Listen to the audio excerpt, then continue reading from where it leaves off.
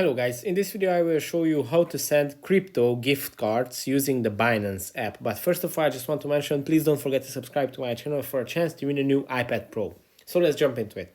First, open the Binance app, then activate the Pro version, which is here in the top left corner. Here is this switch. You can switch to Binance Lite or Pro. Now switch to Pro to use this feature, and then it's very interesting. It's a hidden function, so you have to swipe down very slowly, and then it's going to open up the marketplace.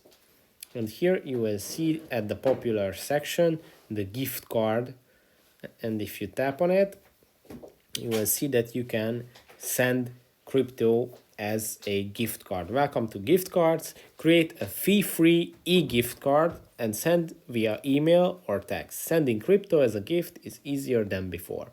So with using Binance, you can now send crypto as a gift card.